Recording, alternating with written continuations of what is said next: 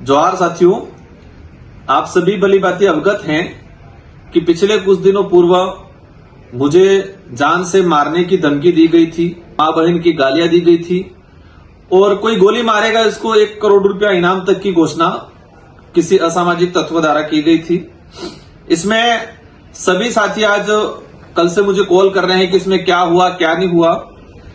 Police प्रशासन ने इस आईडी को ट्रेस किया और उस आईडी को ट्रेस करने के बाद उस व्यक्ति तक पहुंचे और वो व्यक्ति चंद्रवीर सिंह करके गढ़ी विधानसभा क्षेत्र के अंदर बाईकागढ़ा जो ग्राम पंचायत है वहां का निकला। और जो मैंने और प्रशासन का हमारा जो शुरुआती दृष्टिकोण था कि कोई मतलब जवान आदमी या कहे कि इस तरह का कोई लड़का इस तरह का कोई होगा, लेकिन इस घटना में जो गिरफ्तार हुआ है चंद्रवीर सिंह 65 साल की उम्र का व्यक्ति है, जो मेरी बात करें तो दादाजी की उम्र का व्यक्ति है। और प्रशासन के अधिकारियों से मेरी बात हुई है कि जिस तरीके से उसने लिखा था, उसने आप सभी भली भांति जानते हैं कि अपने इलाके के अंदर कौन नेता कौन सी पार्टी किस तरीके पे हमारे पे झूठे आरोप लगाती है, उसी वे में उसने जैसे कि कहा कि ये क्रिश्चियन है, ये अमेरिका मतलब बाहरी तत्व है, मां बहन की गालियां दी और अंत में उनको मुझे मारने की और सुपारी देने तक की बात की। तो आप सभी भली बातें हैं कि इस तरह की बातें कौन सी पार्टी और कौन से नेता बोलते हैं। मैं इन चीजों पे इनका नाम नहीं लेना चाहूंगा।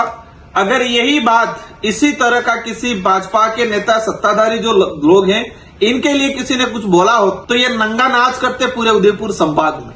आप सभी भली बातें जानते, पहले भी हुआ था, एक व्यक्ति के द्वारा कहा गया था कि वाड़िया उठा देंगे। चुनावी माहौल में कहते वाड़िया उठाना कोई धमकी नहीं होती है। मैंने खुद ने कहा था कि रगड़ा मतलब पॉलिटिकली वैचारिक रूप से रगड़ा निकाले, ऐसे कमेंट पे भी मुकदमा दर्ज करके गिरफ्तार किया था। तो ये जो मामला है एक अलग टाइप का मामला है, संदिग्ध मामला है। और मुझे जहां तक आभास मतलब मुझे जो असमंजस की स्थिति है कि 65 साल की उम्र का व्यक्ति फेसबुक पे इस तरह से लिखना और डिलीट करना और कहा जा रहा है कि मैं दारू के नशे में दूध था। मैंने क्या लिखा मुझे नहीं पता है और मैं उनको जानता भी नहीं हूं। मतलब मुझे जानता नहीं है तो मेरे बारे में आकलन कैसे किया इस तरह से ये। और जहां तक हमें जो अज्ञात सूत्रों से पता चला है कि ये व्यक्ति अकेला नहीं था, उस व्यक्ति के साथ 3-4 लोग और बैठे हुए थे, पार्टी कर रहे थे। उसमें कुछ पॉलिटिकली लोग घराने से भी लोग हैं, कुछ ये भी आया है कि कोई पुलिस प्रशासन का भी व्यक्ति है जिसका इसके अंदर इन्वॉल्वेशन है या उसका मोटिवेशन है, उसको कहे कि मतलब चढ़ाने का काम या उसको उकसाने का काम भी ऐसे लोगों ने किया है। तो पुलिस प्रशासन के अधिकारियों से मेरा अनुरोध है कि उस व्यक्ति को गिरफ्तार करके खानापूर्ति नहीं करे। ये व्यक्ति कमेंट किया, मेरी जो कहे कि मैंने जो प्रेस कॉन्फ्रेंस की थी 7 तारीख को, प्रेस कॉन्फ्रेंस मैंने सुबह 11 बजे की थी, 11 साढ़े 11 बजे। अगर प्रेस कॉन्फ्रेंस के दौरान ही इसने ट्वीट किया है तो आप सभी जानते हैं कि सुबह 11 बजे 65 साल की उम्र वाला व्यक्ति कैसे बिल्कुल शराब के नशे में धुन हो सकता है। हम समझते हैं कि कोई भी व्यक्ति शराब पीता है तो वो दोपहर के बाद जो स्थिति बनती है शाम को या रात को लिख सकता है, हम समझ सकते हैं। तो प्रशासन स्पष्ट करे कि इस व्यक्ति ने किस टाइम पे लिखा, किस जगह पे बैठ के लिखा और उस जगह की सीडीआर उस जगह का कहे कि सारी लोकेशन ट्रेस करे कि उस जगह पर कौन कौन अन्य लोग थे, उसके साथ कौन कौन बैठे थे और उस व्यक्ति का मोबाइल नंबर, कॉल लोकेशन निकाले, कॉल डिटेल सारी निकाले कि उस व्यक्ति का संपर्क किस किस लोगों से है और पिछले उस दिन और उस पिछले 2 दिनों में उस व्यक्ति ने किस किस नेता किस किस अधिकारियों से संपर्क किया था। किसी के भी गले नहीं उतर रही है कि 65 साल का व्यक्ति अकेला बैठ के इस तरह से लिखे, ये कहीं भी किसी के गले नहीं उतरती है। इसके साथ कौन लोग बैठे थे वो तो पट्टी पढ़ाया होगा। अगर उसने लिख भी दिया था तो 65 साल का आदमी अचानक यहां से भाग के सुनने में आया कि मध्य प्रदेश मुंबई की तरफ चला गया। तो मेरा जहां तक मानना है वो भागा नहीं, उसको भगाया गया। और भगाने वाले वो लोग थे जिसको इसको उकसाने वाले थे, उसके साथ में बैठ के लिखने वाले या खुद लिखने वाले या लिखाने वाले लोग थे। ऐसे लोगों की भी गहनता से जांच होनी चाहिए। अगर इस व्यक्ति अकेले को खानापूर्ति करके आप इसको मैं तो कहता हूं दादाजी क्या उम्र है, मुझे भी मतलब कहे कि दया टाइप, लेकिन इस व्यक्ति के पीछे कौन चेहरे हैं, किसका हाथ था, ये जानने की जरूरत है। गहनता से जांच होनी चाहिए। मैं मीडिया के साथियों के माध्यम से शासन प्रशासन से अनुरोध करना चाहूंगा कि ये हरकतें फिर कोई कर सकता है, और हरकतें ही नहीं कभी कोई हादसा भी कर सकता है।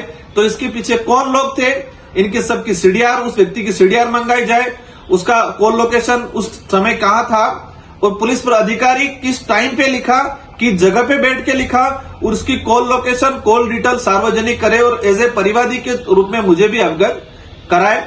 और बाकी क्षेत्र के सारे युवा साथियों से मेरा अनुरोध है, और अनुरोध से पहले मैं आपको धन्यवाद देना चाहता हूं कि मैंने आप सबसे अपील की थी कि हमें शांतिपूर्वक तरीके से, प्रशासन इसमें काम कर रहा था और अभी तक प्रशासन ने इसमें काम किया है। प्रशासन ने, मैं ही नहीं कह रहा हूं प्रशासन गलत है, लेकिन प्रशासन से मेरा अनुरोध है कि किसी के भी दबाव में आए बिना निष्पक्ष तरीके से इसकी जांच हो, इसके पीछे कौन लोग हैं उसकी पहचान हो और उनको भी सजा हो, क्योंकि ये बचेंगे कल उठा के कोई और बात होगी, कभी कोई हादसा भी करा सकते हैं। इसलिए इनकी तह तक जाए।